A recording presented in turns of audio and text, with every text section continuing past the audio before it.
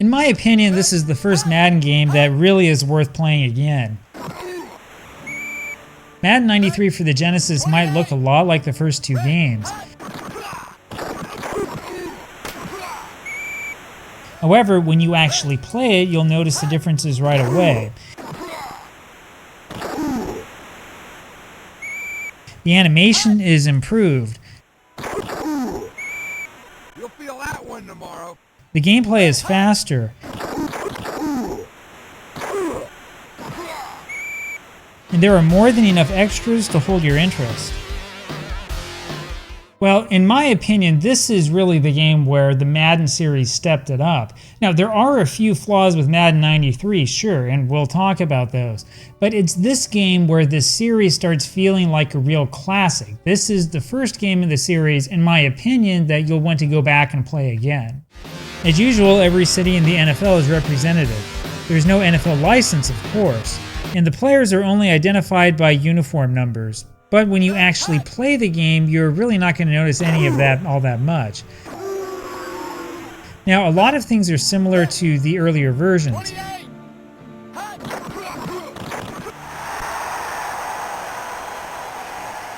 That's the way to hit him. You still have to choose your package on offense before you call your formation. The plays are more or less the same as in the earlier games. Madden 93 also still uses the passing windows, which can be distracting. It's really hard to figure out which receiver is open before you get sacked. And when you do find a guy that looks open, he usually has 3 or 4 defenders around him by the time you release the ball. So in other words, there are some improvements, but there are still some things that will drive you nuts. Now, in hindsight, it's pretty clear that EA wanted Madden 93 to be an improvement, probably because of the competition that came from Sega's Joe Montana Football 2. Joe Montana Football 2 was a classic, especially because of the announcer. Complete to the receiver at the 40. He's hit as he gets to the 44. Sega brought in San Francisco 49ers announcer Lon Simmons to provide the play-by-play audio.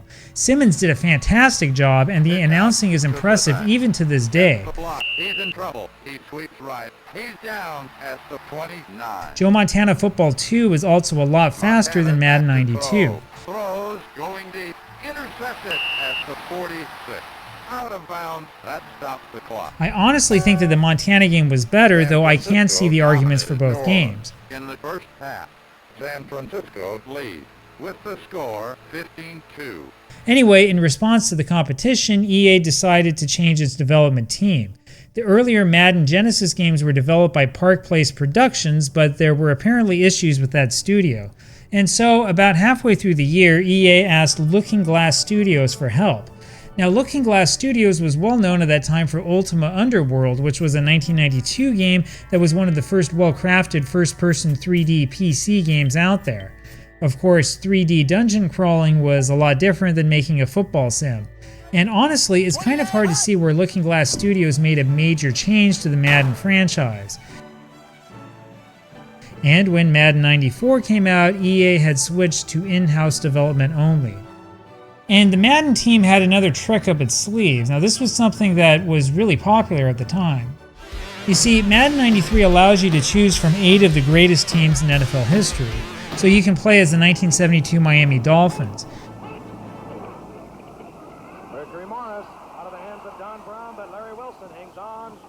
You can choose the 1986 New York Giants.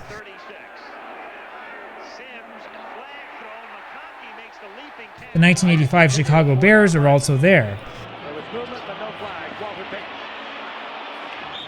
So are the 1978 Pittsburgh Steelers.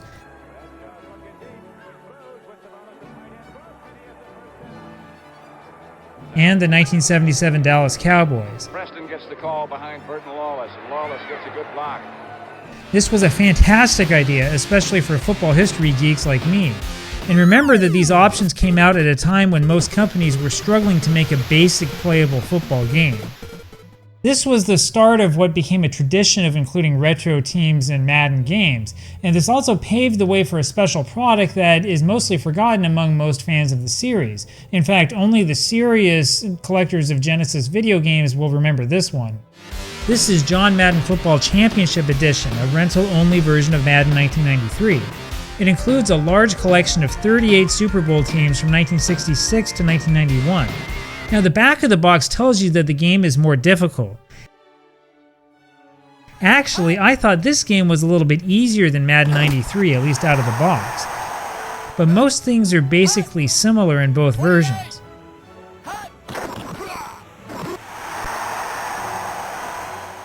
But the real interesting part about Madden Championship Edition is how rare the game is. It was rental only, and it's really hard to find a copy that doesn't have a bunch of rental stickers on it. Really nice looking boxed copies of Championship Edition are really rare, and it's a lot rarer if you can get the manual in nice condition like in this version. Getting the cartridge without any of those stickers on it is even harder to find. So this particular version was listed at $200 as a buy it now on eBay and is sold right away. Though we don't know the actual price, even this beaten up loose cartridge version sold for more than the base Madden 93 game usually goes for. So to put this in context, even a nice version of Madden 1993 with everything included won't go for much because of how common the game is. Now, unfortunately, most lists of the most valuable Genesis games don't include Madden Championship Edition. This is probably because collectors tend to ignore the yearly sports titles. But if you can find a really nice copy of this version of this game, buy it right away. Well, I'm guessing in hindsight that the rental-only idea didn't really pan out for EA the way that it thought it would. They never tried anything like this again. And that makes sense, actually. You know, the biggest flaw with Madden 93 is that there's no actual season mode, which seems like a major oversight. You can play a regular season game, sure, but there's no season schedule. In contrast, Joe Montana 2, the game from the year before, had a regular season schedule. Sure, it used a password system, but you could still play a full season if you wanted to. Tecmo Super Bowl on the NES, which also came out a year before, had a full battery save feature, of course. Madden 93 advertised this battery feature, but I'm really not sure when this was used. The most that you can do is play the playoffs. In fact, there wasn't really a season mode until Madden 94, and even then the game would not save your stats. That's crazy when you consider how many stats Tecmo Super Bowl saves right out of the box. And that was an NES game that was several years old by that point. And Tecmo Super Bowl also had much faster gameplay. Madden 93 was an improvement, sure. I can play a game in this in about a half hour as opposed to about 45 minutes with the first two games. But it still has its issues. My biggest complaint about this game is how much time it takes for players to run on and off the field.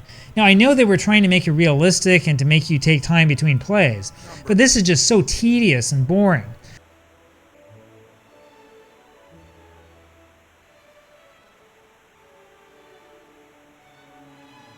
I know that I always bring this up, but the nice thing about Tecmo Super Bowl is that you get to the action right away. This was also one of the major advantages of NFL Blitz in the arcades a few years later. While realism is important, nobody wants to sit there and wait for the hands team to come on the field.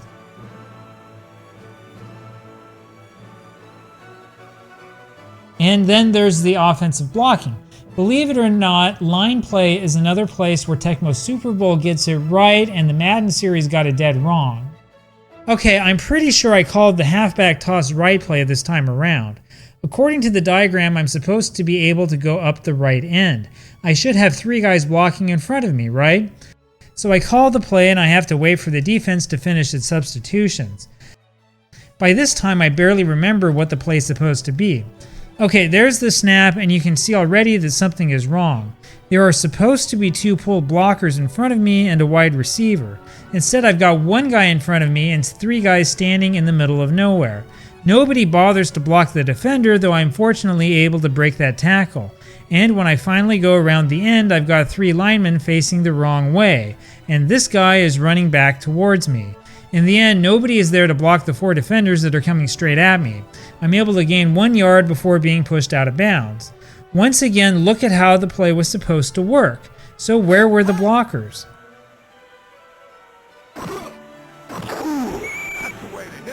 And like I said, believe it or not, this is an aspect of football that Tecmo Super Bowl does right, and I'm talking about the NES version of the game. Blocking on running plays in Tecmo Super Bowl works right.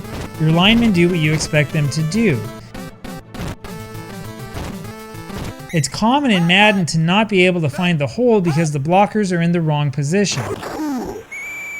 You'll feel that one tomorrow. When you combine that with how ridiculous passing is, it makes the game really frustrating. And then there's the Super Nintendo version of Madden 93, Stay Away. Okay, you can see that it's an improvement. So this is what the 1992 version looked like on the Super Nintendo.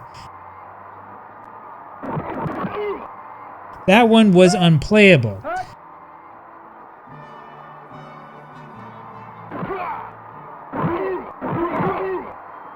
However, Madden 93 is still really slow and choppy.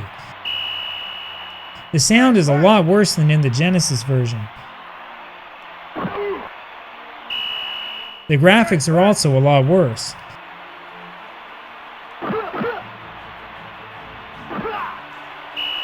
This looks almost like a poor quality pirated port of the Genesis game. Anyway, I recommend staying far, far away from this one. Now, one of the reasons why we thought back then that the Genesis was the ultimate sports console is because the Super Nintendo versions of these games were just so poorly programmed. But the Super Nintendo version of Madden got up to speed the next year with Madden 94. That's after EA decided to start doing this development in-house. Anyway, there's Madden 93 for you. That's the way to hit him. I love the variety of teams, especially the old school teams. That one didn't have a chance. But there are still some major issues with the gameplay. They kept the ambulance in, but the players get out of the way this time.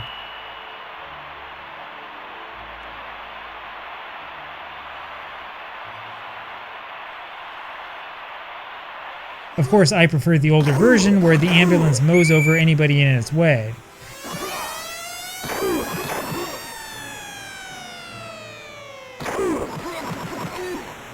As crazy as this sounds, Tecmo Super Bowl was still a better game even though it was on an earlier generation. And then there was the Joe Montana series, which really was Sega's Madden killer. But I'll talk a little bit more about that game next time, so stay tuned.